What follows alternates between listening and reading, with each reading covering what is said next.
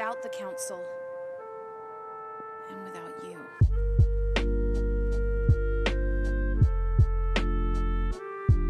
What's up, Squadron 7? Welcome back to another video. I wanted to talk about the latest episode of Gallery on Disney+, the Making of Mandalorian Season 2 finale, and some of the key points and the more interesting aspects of the BTS footage. Taking a deeper dive into what it took to bring Luke Skywalker back into the Star Wars universe and to tell this story of post-Return of the Jedi was very interesting to me. Luke Skywalker means so much to me and a lot of fans. With The Last Jedi effectively dividing the fandom in half, it seemed like a daunting task. Luke Skywalker in The Last Jedi, to me personally, was Mark Hamill's best performance and really reinforced my love for the character. To see Luke broken down, to see him go through yet another challenge in his life, especially when he's not even the main character anymore, only to overcome it and still never fall to the dark side, is a motif that causes a lot of people to miss the forest for the trees. When I first saw Luke, I was a child. He was a hero to me to look up to that represented unyielding light and hope. When I saw Luke in The Last Jedi, I was an adult. He was broken, and much like me, life had thrown him a curveball. I never thought I could still relate to Luke as an adult, yet I did. And that's why I love Rian Johnson and what he brought to the Star Wars universe. To see him overcome this hurdle in his life, to becoming the legend again, and to saving the hope of the Resistance in the most Jedi way possible, non-violently, propelled Luke to my favorite character of all time. The Mandalorian had a paramount of challenges to overcome when bringing Luke Skywalker back to the galaxy in the time frame between Return of the Jedi and where we see him in the sequels, and they did an amazing job. It's interesting to see all of the working parts come together to deliver such a breathtaking scene in the finale of The Mandalorian Season 2.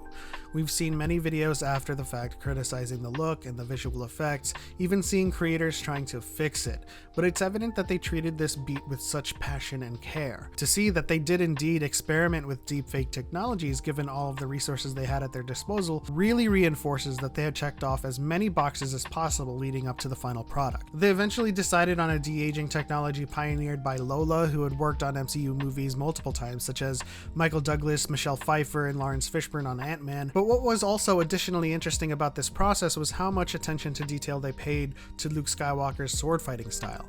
For years now, I've been making these arguments around the Versus community when it comes to training and the typical who would win scenarios. It comforts me to know that they had similar thoughts as me. Given Luke's training, or lack thereof, they discussed having Luke improve in a way that makes sense narratively. They compare the disparity in his training with Ahsoka, who's had years of training, classical training, in comparison. And his technique and Ahsoka's technique should be very different.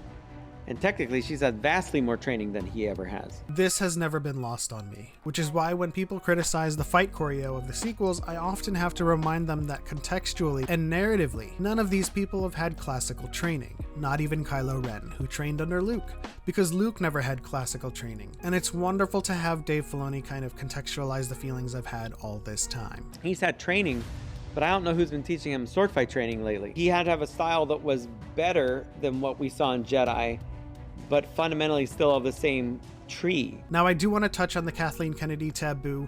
We of the Star Wars community who are aware of how the industry works already knew what her role was as a producer, but I love how John contextualizes it further. Kathy Kennedy, we brought in very early on this conversation, and Kathy, first and foremost, is a great producer, and producers figure out ways to make things happen that are creatively exciting to the storytellers. Create an environment where we can have all the tools that we need to explore and experiment and be creative. And so we find ourselves in the community engaging in repetitive and sometimes toxic discourse where people are now blaming Kathleen Kennedy for what they dislike and discrediting her for what they like. But we all know she is instrumental in providing John and Dave the tools they need to achieve their creative vision. Good producers don't get in the way. They pave the way.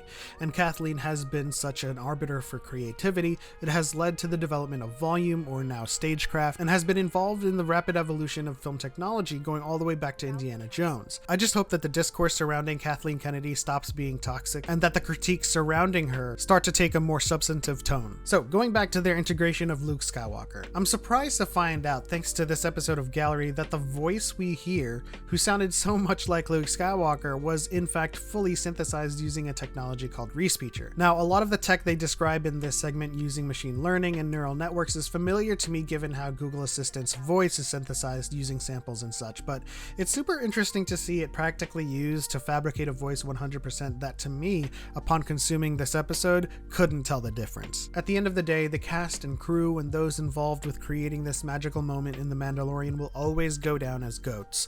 They are what makes Star Wars Star Wars.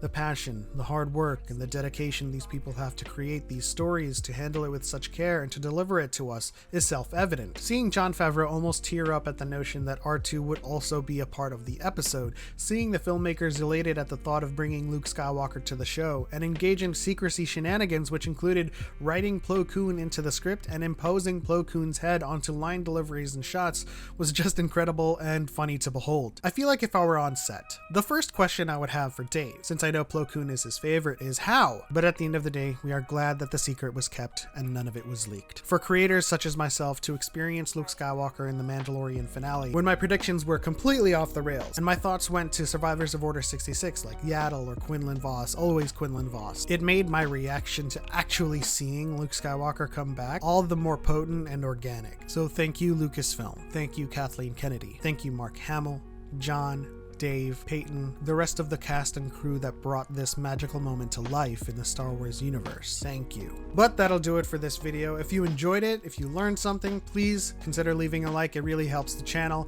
And if you are not subscribed yet for Star Wars content, please subscribe and find me on TikTok at _element7_. I answer all of your Star Wars questions and explain Star Wars and just talk about Star Wars. Of course, this Saturday is the first ever Diet in the Force trivia rush. Please tune in at 2 p.m. Pacific. Watch as our finalists challenge the most difficult quiz we have ever put together, all for a chance to win a level up lightsaber. Saturday, 2 p.m. Don't forget. And of course, we have to give a huge shout out to our channel members, Squadron 7, without which I could not continue to make content for you.